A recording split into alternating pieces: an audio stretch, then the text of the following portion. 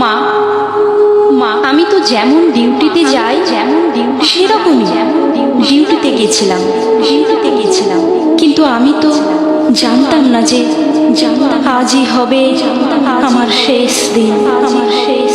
আমি তো আমার জুনিয়রদের সাথে একসাথে কত গল্প করতে করতে রাতের খাবার খেয়েছিলাম। জানো না, অনলাইন থেকে অর্ডার করে আনিয়েছিলাম আমার প্রিয় খাবারটা, ওটাই আজ খেয়েছিলাম। তখনও যদি একটু বুঝতে পারতাম এটাই শেষ খাওয়া, এটাই শেষ গল্প। ডিউটির বাঁধনে আমি যখন ক্লান্ত হয়ে গেলাম মা, আমার চোখ দুটো আমার ঘুমে বন্ধ হয়ে যাচ্ছে। একটু শরীরের ক্লান্তি মেটাতে তখনও যদি বুঝতাম মা, সারা জীবনের মতো বিশ্রামে চলে যাব। তখন ভোর রাত, আমি ওয়ার্ডে একা।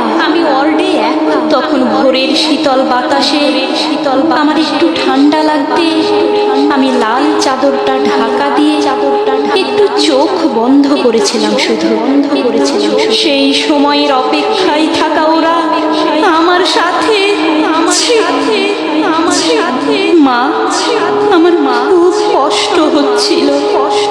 জানো তো, অনেকবার আমি বারণ করছিলাম, চিৎকার করছিলাম, বাঁচাও, কে আছো, আমাকে বাঁচাও।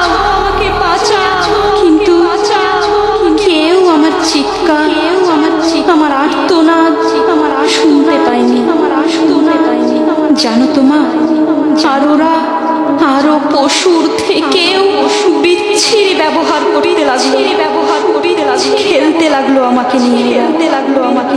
আমি ওদের হাতে পায়ে পড়লাম। জানো তো, আমি এটাও বললাম যে আমাকে ছেড়ে দাও, দয়া করে ছেড়ে দাও, আমি কাউকে কিছু বলবো না, আমাকে যেতে দাও। কিন্তু ওরা আর আমায় তোমার কাছে একবার যাওয়ার সুযোগটা দিল না। তোমার কোলে শেষবারের মতো মাথা রাখতে দিল না। শেষবার তোমার হাসি ভরা মুখটা দেখার সুযোগ দিল না। বাবার স্বপ্নে তার রাজকন্যার বড় ডাক্তার হওয়ার কাহিনীকে সত্য করতে আমার গলা টিপে ধরে, নিজেদের সর্বশক্তি দিয়ে আমার গলা চেপে ধরে। জানো মা, আমি অনেক চেষ্টা করছিলাম বাঁচার, কিন্তু হয়তো আজ ভগবানও চাইনি যে আমি হয়তো বেঁচে থাকি। ওই পশুদের শক্তির কাছে আমি হেরে যাই, আমার গলার হাড় ভেঙে যায়। ওরা আমায় এভাবেই ওখানে ফেলে রেখে চলে যায়, ওই বিবস্ত্র ভাবে।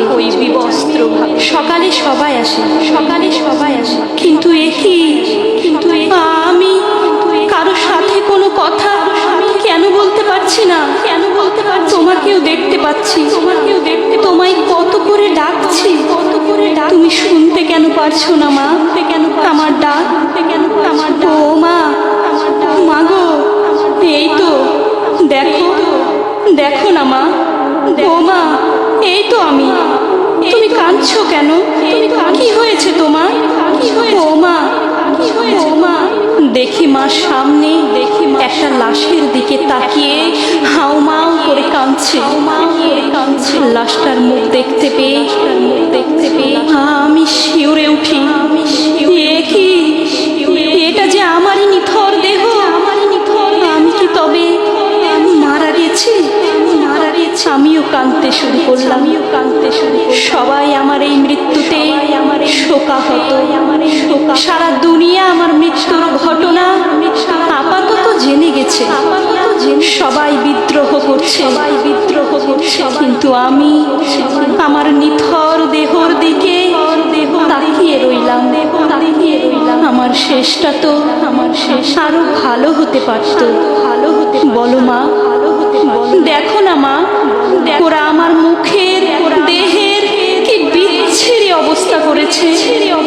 দেখো মা, দেখো আমার চিৎকার করতে ইচ্ছে করছে, কিন্তু আমার